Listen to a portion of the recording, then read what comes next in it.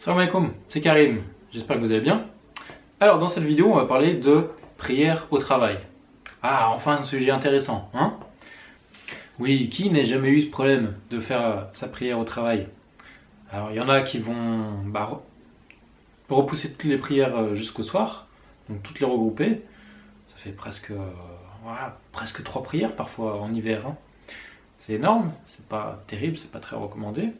Il y en a d'autres qui vont faire leur prière d'or à midi et faire une petite pause. Il y en a d'autres qui vont se cacher plus dans les bureaux pour la faire, etc.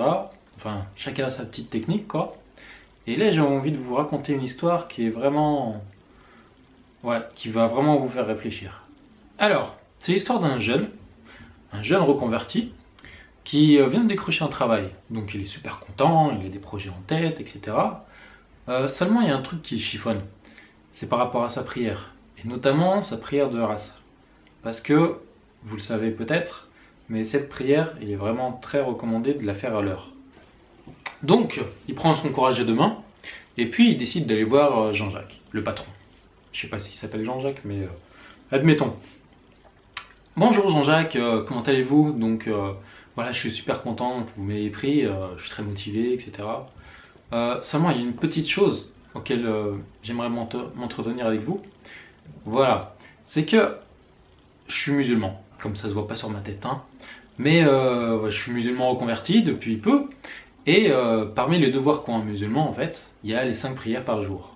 C'est une obligation, et il y a une prière qui est vraiment importante, qu'on ne peut pas repousser, c'est la prière de race.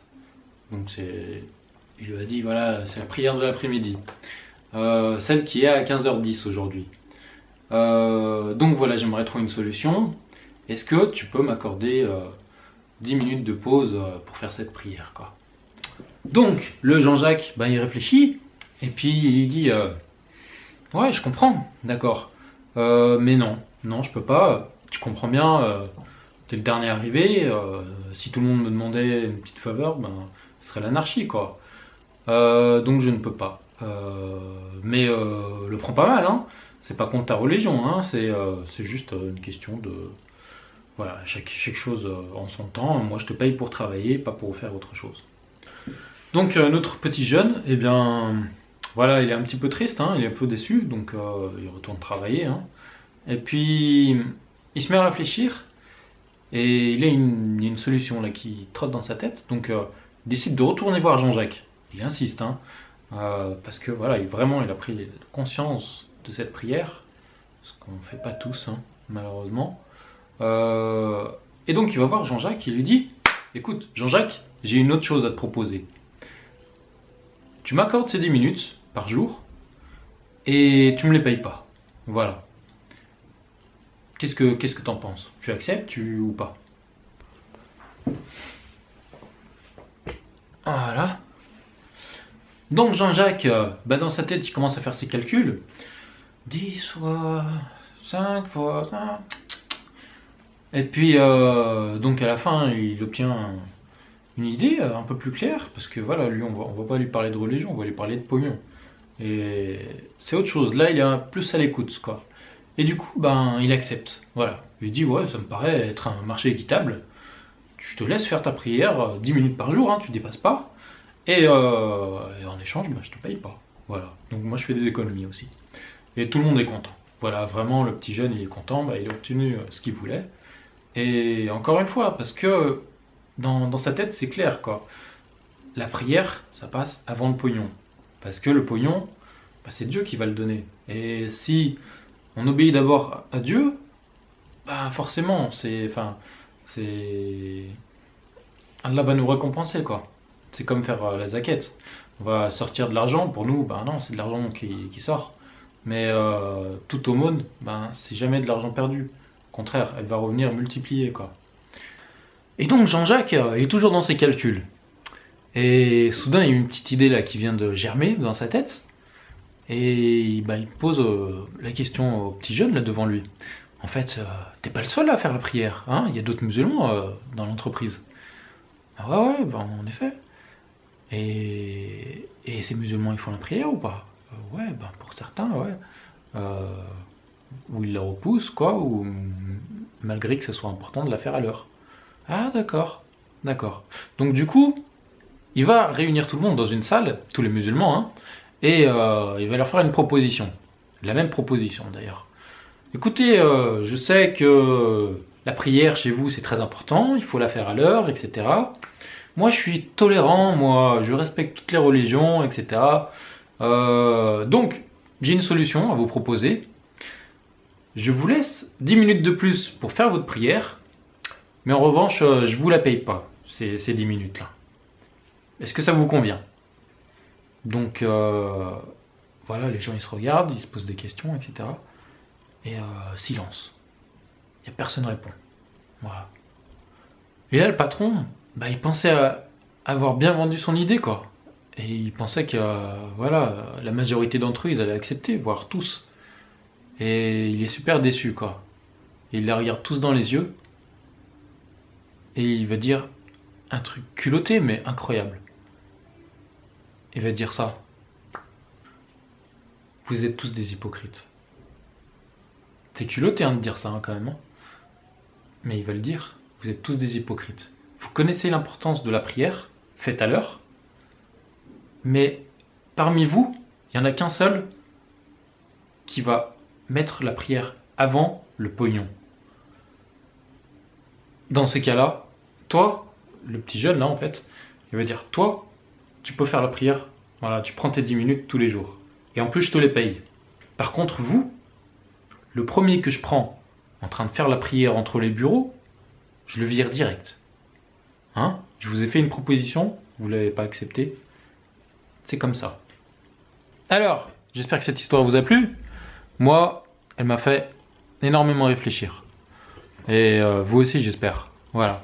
Parce que non seulement elle traite du sujet de la prière faite à l'heure, de la prière au travail, et de l'hypocrisie. Et c'est peut-être même le sujet principal de cette histoire, quoi. Parce que la leçon vraiment à tirer, c'est que on se rend pas tous compte qu'on a une part d'hypocrisie, quoi. On est un petit peu schizophrène. On sait, on a les connaissances dans notre tête de ce qu'on doit faire, de ce qu'on ne doit pas faire. Et malgré tout, ben non, on retombe systématiquement dans les péchés. Alors quel que soit le péché, hein, ou quelle que soit l'erreur. Et le fait que ce soit un non-musulman, là, dans le contexte de cette histoire, qui relève ce défaut, voilà, faut pas se dire non, non, mais c'est un non-musulman, il y connaît rien, vas-y, casse-toi. Non. Lui, peut-être qu'il avait une meilleure compréhension, puisqu'il était, on ne connaît pas réellement son intention, peut-être qu'en effet c'était le pognon et faire des économies, oui, il y a une possibilité.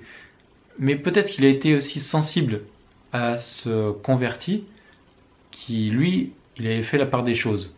Et pour lui, faire la prière, ça passait avant gagner l'argent. Parce que bien sûr, c'est Dieu qui va nous donner cet argent.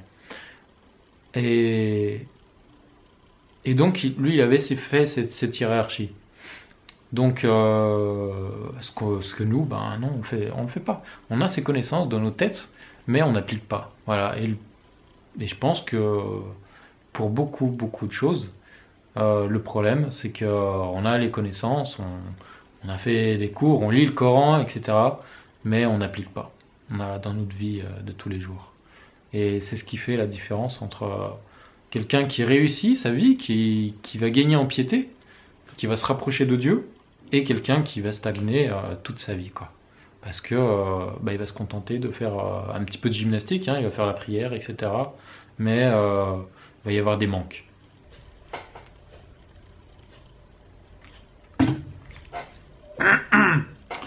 Alors, pour conclure, deux choses. La première chose, essayez ce soir de faire une petite introspection. C'est-à-dire, voilà, réfléchissez à un péché que vous commettez régulièrement ou à un manquement, parce qu'on commet tous des péchés, hein, même toi, même moi, hein, on n'est pas des saints.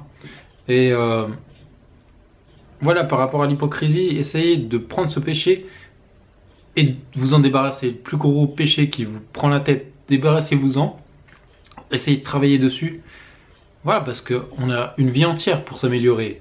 Et pas seulement pour voyager, ou c'est bien de voyager, hein, il faut voyager. Mais c'est pas s'éclater la vie, c'est une porte d'entrée pour accéder au paradis. Il faut le voir comme ça. Et la deuxième chose, euh, oui, voilà, la deuxième chose, pour beaucoup de personnes voilà, qui galèrent pour faire la prière au travail, eh ben, inspirez-vous de cette idée. Et peut-être qu'il vous faudra cette dose de courage qu'a eu ce jeune, hein, d'aller voir le patron et de lui expliquer que pour vous, le travail c'est important, c'est très important, et que vous êtes quelqu'un d'honnête, sérieux, justement parce que vous êtes musulman, vous avez des valeurs. Mais il y a aussi cette prière qui est importante et que vous souhaiteriez la faire à l'heure et il vous faut 10 minutes de pause, quoi, tout simplement. 10 minutes, c'est pas grand chose. Et peut-être que de lui-même, il va vous proposer ce deal ou alors vous lui suggérez, quoi.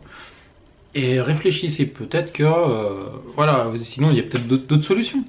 Non, je veux dire par rapport à la prière, il y a toujours une possibilité. Il y en a qui, si vraiment vous voyez pas, ben, faites-la par exemple dans la voiture ou dans le bureau, vous fermez la porte à clé et faites-la assis. La prière, on peut la faire debout, assis, couché.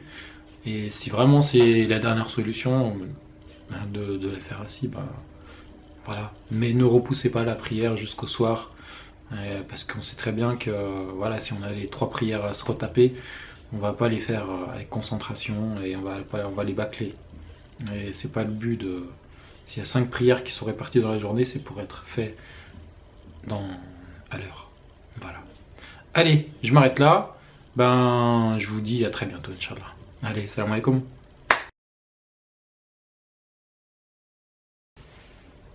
Mais j'ai pas quelque chose là?